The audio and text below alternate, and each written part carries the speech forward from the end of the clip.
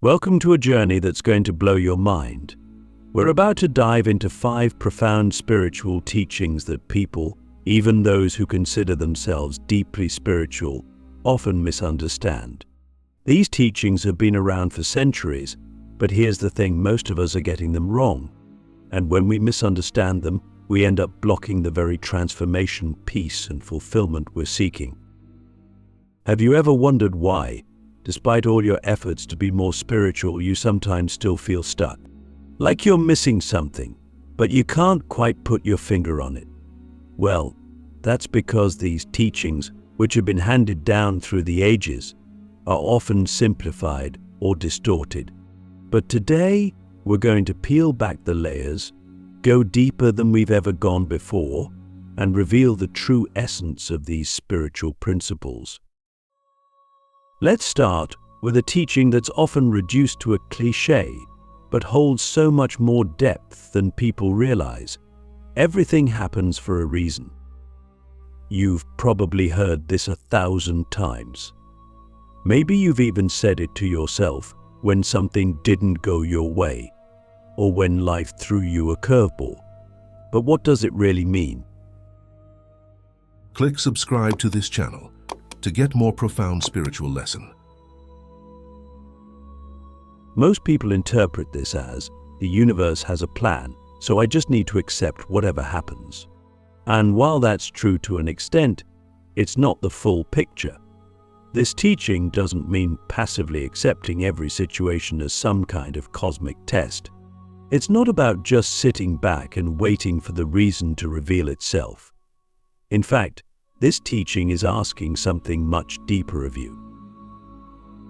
The real essence of everything happens for a reason is about co-creation. It's about understanding that you are constantly in dialogue with the universe. You have free will, and your thoughts, actions, and beliefs shape your reality. The reason things happen isn't always because the universe decided it for you. It's often because you, consciously or unconsciously, played a role in creating that outcome. I think about the last time something didn't go your way. Did you just accept it and say, well, everything happens for a reason? Or did you ask yourself, what role did I play in this? What thoughts or beliefs might have contributed to this situation? This teaching invites you to take responsibility for your life, not in a way that blames you for everything, but in a way that empowers you to realize your immense creative power. Here's a super deep question for you. What if every challenge, every setback, is not just happening to you, but happening for you? What if it's the universe's way of showing you something about yourself, about your own beliefs, patterns, or fears? And what if, by recognizing that, you could change the course of your life? Now, let's move to the second teaching that people often misunderstand. You create your own reality. This one's huge in the spiritual community. In fact, it's become almost a mantra for those who practice the law of attraction. But here's the catch: most people think this means, if I just think positively, my life will magically change. And while your thoughts are incredibly powerful, there's more to it than that. The misunderstanding here is that creating your reality isn't just about thinking positive thoughts or visualizing your desires.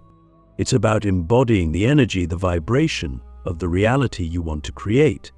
You can't just sit in your living room, visualize $1 million, and expect it to show up at your door. You have to become the version of yourself that is already in alignment with that reality. But how do we do that? How do we become the energy of the reality we want? It starts with self-awareness. You need to ask yourself, what beliefs am I holding on to that are out of alignment with the reality I want to create? What fears or doubts are keeping me stuck in my current situation? And then you need to start shifting those beliefs, not just at a mental level, but at an energetic level. Here's a practical example. Let's say you want to manifest a loving relationship. You can think about it, visualize it, and even affirm it all day long.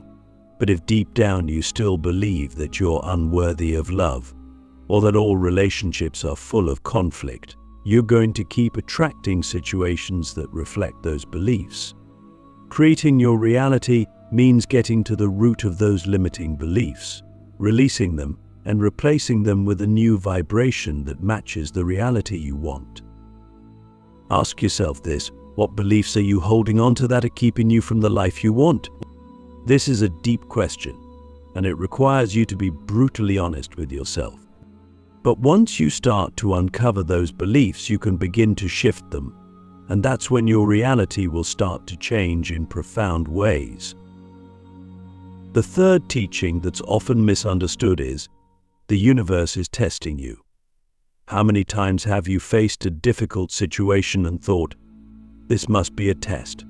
And then you brace yourself, hoping to pass the test so that you can finally get what you want. But here's the thing: this teaching isn't about the universe sitting up in the sky, throwing challenges at you to see if you're worthy of your desires. The universe doesn't test you in the way we think of tests. There's no pass or fail. Instead, what we perceive as tests are actually opportunities for growth. Every challenge, every difficulty, is an opportunity for you to evolve, to become more aligned with your highest self. The universe isn't testing you. It's showing you where you still have work to do, where you're still holding onto limiting beliefs or fears that are keeping you from the life you want. This teaching asks you to shift your perspective on challenges. Instead of seeing them as tests to pass, start seeing them as gifts that show you where you need to grow, where you need to heal, where you need to let go. When you approach challenges from this perspective, they lose their power to overwhelm you. Instead of feeling like a victim of your circumstances, you recognize that every challenge is an opportunity for transformation. Here's a question to ponder: what if the very thing you're resisting is the doorway to your greatest growth? What if, instead of seeing challenges as obstacles, you started to see them as invitations to step into a higher version of yourself? Now, let's step even deeper into this journey by exploring a teaching that so many people misunderstand, yet it holds the key to unlocking everything you've ever wanted in life. It's the concept of spiritual surrender. When people hear surrender, they often think it means giving up, or worse, becoming passive and letting life happen to them. But true spiritual surrender is the opposite of passivity. It's an active, powerful act of trust in the universe. Here's where most of us get it wrong. We think that if we want something, we need to control every detail, plan out every step, and force things to happen. We believe that if we let go of control, things will fall apart. But the reality is, the more we try to control, the more resistance we create. And the more resistance we create, the further we push ourselves from what we truly desire. Surrender is about letting go of the need to control and trusting that the universe is always working in your favor, even when things seem chaotic or uncertain. It's about allowing life to unfold in its own time and in its own way, rather than trying to force a particular outcome. When you surrender, you align yourself with the natural flow of the universe, and that's when miracles happen. You might be wondering, but if I let go and stop trying to control things, won't nothing happen? Won't I just drift through life with no direction? That's a common fear, but here's the truth. When you surrender, you're not giving up your desires. You're simply letting go of the need to control how and when they manifest.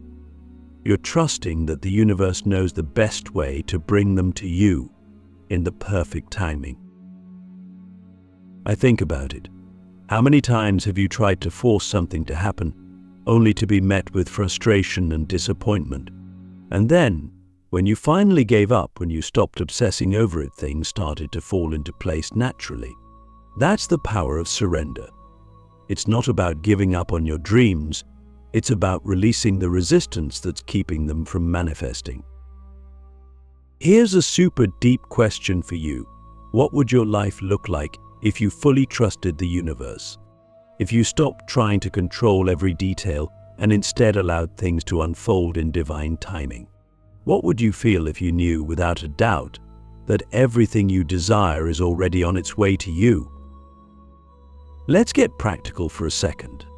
How do you actually practice surrender in your life? It starts with becoming aware of where you're holding on too tightly. Ask yourself, where am I trying to force an outcome? Where am I resisting what is? Awareness is the first step. Once you become aware of where you're creating resistance, you can begin to shift. The next step is to cultivate trust. Trust is the foundation of surrender. Without trust, surrender feels impossible. But how do you build that trust? It starts with small steps. Begin by surrendering the small things. Maybe it's letting go of the need to control how a conversation will go, or surrendering your need to control the outcome of a project. As you start to see how things naturally unfold when you let go, your trust in the universe will grow. Here's a practical exercise. The next time you find yourself trying to control a situation, pause. Take a deep breath and ask yourself, what would happen if I surrendered this? And then let it go. Release your grip on the outcome and see what unfolds. You might be surprised at how things work out, often in ways better than you could have planned. This brings us to another deeply misunderstood teaching: let go of attachment. People often think that letting go of attachment means not caring about things, not having desires, or becoming detached from life. But that's not what this teaching is about. Letting go of attachment doesn't mean you stop wanting things, it means you stop being dependent on them for your happiness. Here's where people get confused. We think that when we attach ourselves to an outcome, when we cling to it and hold it tightly, that we're somehow helping it manifest. But in reality, attachment creates resistance. It sends a signal to the universe that says, I don't believe this is coming to me, so I'm going to hold on as tightly as I can.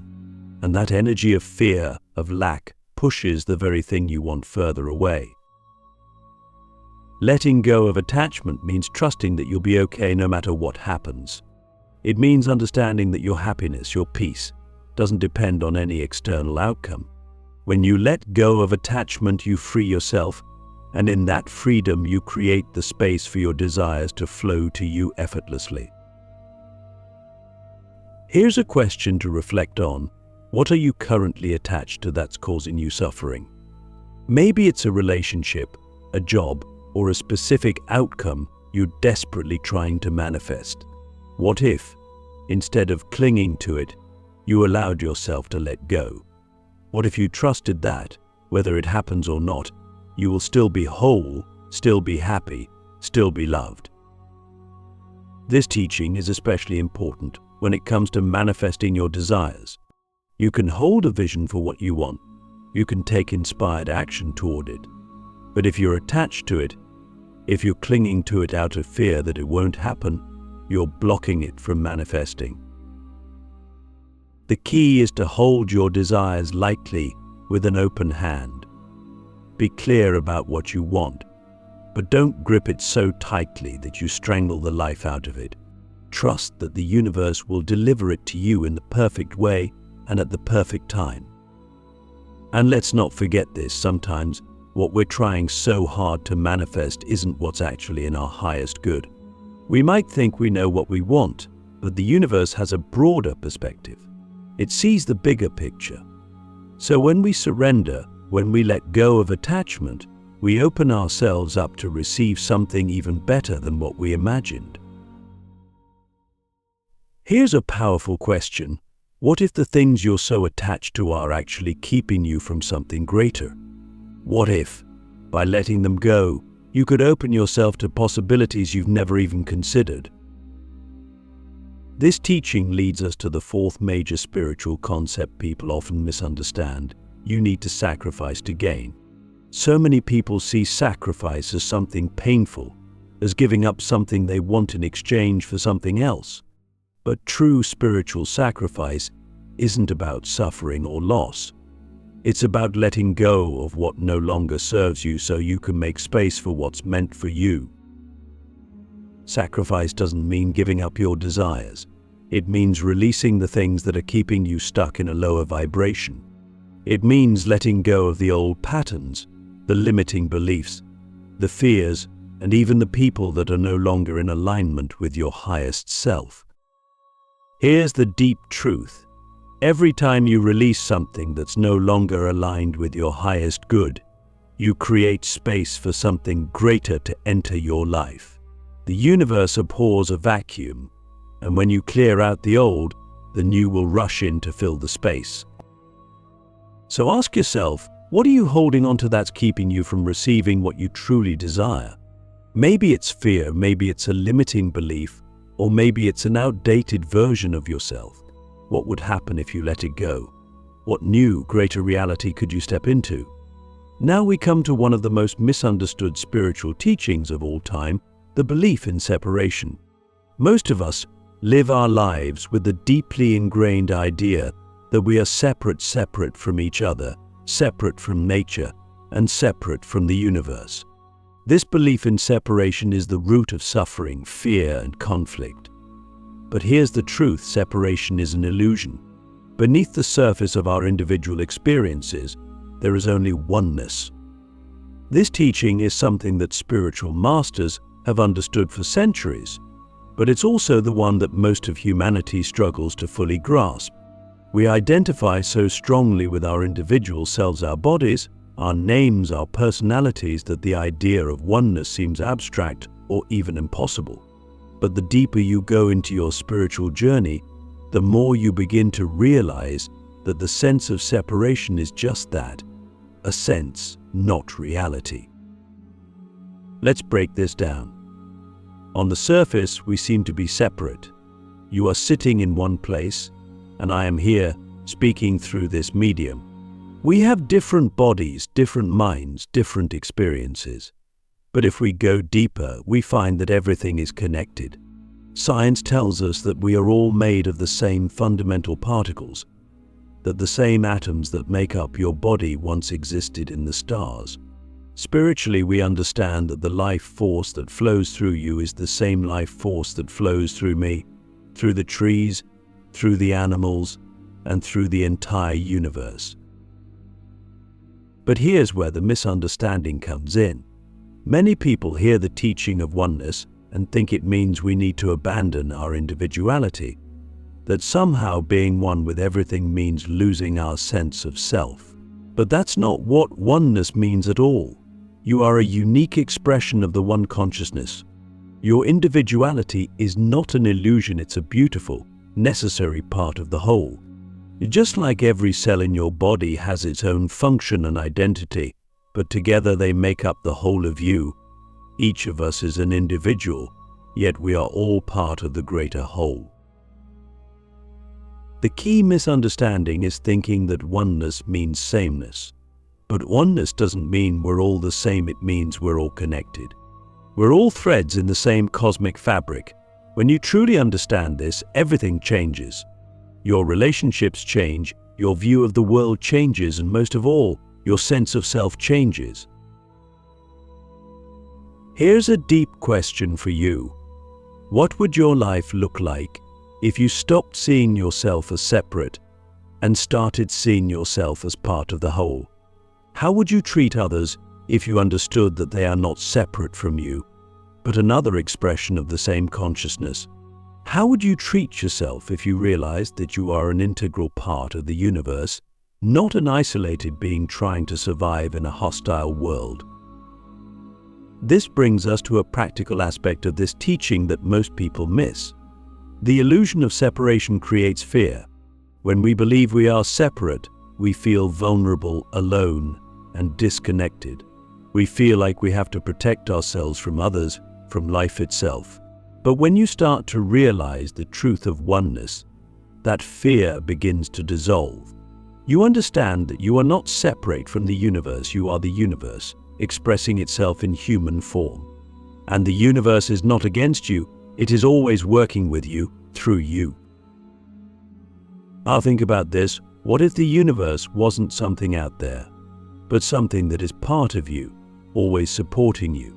What if every challenge you face, every person you meet, is part of a grander design to help you grow, to help you remember who you really are? When you see life this way, fear loses its grip on you. You stop seeing others as competitors or threats, and you start seeing them as fellow travelers on the same path. Here's something practical you can try. The next time someone frustrates you, or you find yourself in conflict, pause for a moment. Instead of reacting from a place of separation thinking, "This person is against me," or "I need to defend myself," try to see them as another expression of the same consciousness. Ask yourself, what is this person reflecting back to me about myself? How can I respond from a place of oneness rather than separation? This doesn't mean you become passive or let people walk all over you. It means you approach every interaction from a higher perspective, one that recognizes the inherent connection between all beings. Another way the illusion of separation manifests is in our relationship with nature. We often see ourselves as separate from the natural world. We think of nature as something out there, something we visit, something we use, something we either protect or exploit. But what if we understood that we are part of nature? That the same life force that flows through the trees, the rivers, and the animals is the same life force that flows through us. When you start to see yourself as part of nature, your relationship with the earth changes. You begin to realize that when you harm the planet, you're really harming yourself. You start to see the interconnection between your well-being and the health of the environment. This is why so many indigenous cultures have always lived in harmony with the earth. They understand that the earth is not separate from them, but part of them. Here's a question for you. How would your life change if you saw the earth as an extension of your own body? How would you treat the environment if you understood that its health is directly connected to your own? This isn't just about recycling or reducing your carbon footprint. It's about cultivating a deep, spiritual relationship with the planet, one based on mutual respect and care. The illusion of separation also affects our relationship with time. We often think of time as linear, past, present, and future. But from a spiritual perspective, time is not so rigid. The past, present, and future are all happening simultaneously in the eternal now. This means that everything you've ever experienced and everything you will experience is already part of the oneness of the universe. When you understand this, you can start to let go of the fear of the future and the regret of the past. You begin to realize that the only moment that truly exists is now, and in the now, you are always connected to the infinite flow of life. This doesn't mean you stop planning for the future or reflecting on the past, but it does mean that you stop living in them. You return to the present moment where your true power lies. Here's a deep question. What would your life look like if you fully lived in the present, trusting that everything you need is already here right now? How would you approach each day if you knew that the past no longer has power over you and the future will unfold perfectly as long as you stay aligned with the present? This brings us to the final aspect of this teaching, the oneness of all spiritual paths. So often, we get caught up in the idea that there is one right path or one true way to connect with the divine. But the truth is, all spiritual paths lead to the same destination, the realization of oneness. Whether you follow a religious tradition, a spiritual practice, or a path of personal development, the ultimate goal is the same: to remember that you are not separate from the divine, but a unique expression of it. When you truly understand this, you stop judging other people's paths. You realize that everyone is on their own journey, and that journey is perfect for them. You stop trying to convert others to your way of thinking, and instead, you honor the diversity of spiritual experiences. After all, if we are all one, then every path is a reflection of that oneness, even if it looks different from yours. Here's a final question for you. What if you could see the divine in every person, in every experience, and in every path? How would that change the way you interact with the world? How would that change the way you see yourself? So, we've journeyed through some deep spiritual misconceptions so far, but now we arrive at perhaps the greatest misunderstanding of all, the meaning of enlightenment. It's a word that gets thrown around a lot in spiritual circles, often idealized as this ultimate goal, the pinnacle of all spiritual journeys. People imagine enlightenment as some kind of permanent bliss, an escape from the struggles of life, a state of perfection where nothing ever goes wrong again. But here's the truth, that's not what enlightenment is at all. In fact, the idea that enlightenment is some kind of final destination is itself a misunderstanding.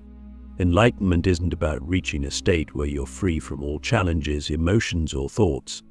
It's not about floating above the chaos of life in a perpetual state of serenity. Instead, it's about fully embracing the reality of life, both the beauty and the messiness. It's about awakening to the truth of who you are, beyond the ego, beyond the stories, beyond the illusions that keep you trapped in suffering. Here's the thing, enlightenment is not a place you arrive at. It's a realization, a shift in perspective. It's the recognition that you are not separate from life, that you are not the limited self you've been conditioned to believe you are. It's the awareness that you are the awareness itself, the consciousness that's witnessing everything.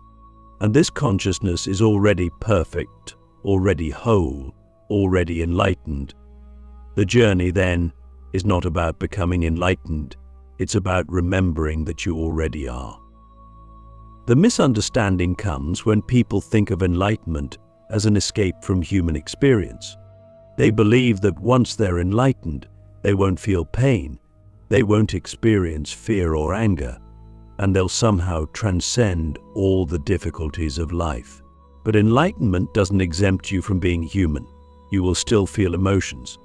You will still face challenges. The difference is, instead of being identified with those experiences, you see them for what they are, temporary, passing phenomena in the vast field of consciousness that you truly are. Let me ask you a deep question here. What would change in your life if you stopped trying to escape your humanity and instead embraced it fully, with all its imperfections and beauty? What if enlightenment wasn't about rising above your human experience, but about being fully present with it in all its richness? This brings us to the heart of what enlightenment really means: presence. Enlightenment is not something that happens in the future, after years of meditation or spiritual practice. It's something that happens right now, in this moment, when you drop into presence. It's the realization that the present moment is all there ever is, and in this moment, you are already whole, already complete, already connected to everything.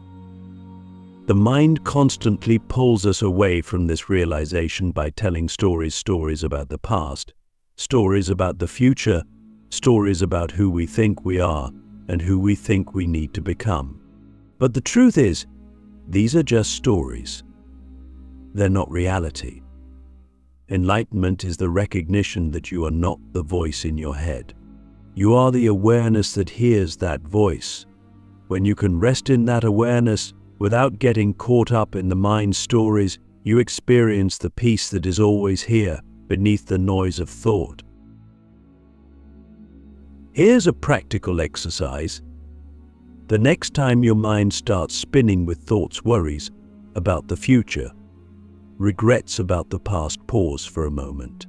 Close your eyes, take a deep breath, and ask yourself, who is it that's aware of these thoughts? Who is it that's listening to the mind? In that moment, you'll notice a gap between you and your thoughts. That gap is where enlightenment lives. It's the space of pure awareness beyond the mind. And the more you practice resting in that awareness, the more you'll begin to experience the peace and clarity that's always been there, waiting for you to notice. But here's something important. Enlightenment is not a permanent state. You don't reach enlightenment and then stay there forever, immune to the ups and downs of life. Enlightenment is a moment-to-moment experience. In one moment you might be fully present, fully aware, living from a place of deep connection to the universe. And in the next moment you might get caught up in the mind again, lost in thought or emotion. And that's okay. The journey of enlightenment is not about staying in some permanent state of bliss. It's about continually returning to presence, again and again, with compassion for yourself when you get lost. Think of it like this. Enlightenment is not a destination, it's a practice. It's something you return to over and over, like coming back to the breath in meditation. Every time you find yourself getting caught up in the mind, whether it's fear, anger, or desire, you have the opportunity to return to presence, to remember that you are not the mind, you are the awareness behind it. A lot of people think that enlightenment is about transcending the ego, and while that's true to some extent, it doesn't mean destroying the ego. Your ego is part of your human experience. It's how you navigate the world. The problem arises when we believe the ego is all that we are. Enlightenment is about putting the ego in its proper place, not as the master of your life, but as a tool you can use when needed. It's about recognizing that the true self, the awareness behind the ego, is what's real. Here's another super deep question. What if you stopped trying to kill your ego and instead started to see the ego as part of your human experience, something you can observe but not be controlled by? What would change in your life if you stopped seeing the ego as an enemy and started to see it as a teacher, showing you where you still have attachments and fears to work through? This brings us to another common misunderstanding, the idea that enlightenment is about perfection. So many people believe that if they were enlightened, they'd never make mistakes, they'd never feel negative emotions, they'd never experience conflict or hardship. But enlightenment is not about becoming perfect. It's about embracing your imperfection. It's about realizing that the messy, imperfect parts of you are just as divine as the so-called spiritual parts. In fact, true enlightenment is about integrating all parts of yourself, your light and your shadow, your joy and your pain. It's about seeing that the wholeness you seek is not found by rejecting or transcending certain parts of yourself, but by embracing them fully. Enlightenment is about wholeness, not perfection. It's about recognizing that you don't need to fix yourself or become someone else in order to be enlightened. You are already whole, just as you are. Here's a practical way to embody this. The next time you catch yourself judging yourself for not being spiritual enough, or good enough, or enlightened enough, pause. Take a deep breath and remind yourself there is nothing to fix. There is nothing to become. I am already whole. Feel the weight of that truth. Let it sink in. Enlightenment isn't about becoming something else, it's about remembering who you already are. And here's a final powerful question for you. What if the very things you're trying to change or get rid of about yourself are actually the keys to your enlightenment? What if the parts of yourself that you've been rejecting are the very parts that will lead you to deeper understanding, deeper compassion, and deeper connection with the universe? This is the ultimate paradox of enlightenment. The more you stop striving for it, the more it reveals itself to you. The more you let go of the need to become enlightened, the more you realize that you already are. It's not something outside of you, something you need to attain. It's something that's already within you, waiting to be recognized. Enlightenment is your natural state. It's the state of pure awareness beyond the mind, beyond the ego, beyond the illusion of separation. So, the next time you find yourself striving for something outside of yourself, whether it's peace, happiness, or enlightenment, pause. Take a deep breath and remember, everything you're seeking is already within you. You are already the awareness, already the peace, already the joy. All you need to do is remember that truth, moment by moment, and return to it whenever you forget. And that, my friends, is the true meaning of enlightenment. It's not what you think. It's not about becoming something or someone else. It's about remembering who you already are. In your deepest essence, a unique, beautiful expression of the infinite consciousness that flows through all of life. When you realize this, everything changes. You stop striving and you start being. You stop searching outside of yourself for answers and you start looking within. And in that space of inner stillness, in that place of deep presence, you will find the peace, the joy, and the enlightenment that has always been there, waiting for you to notice.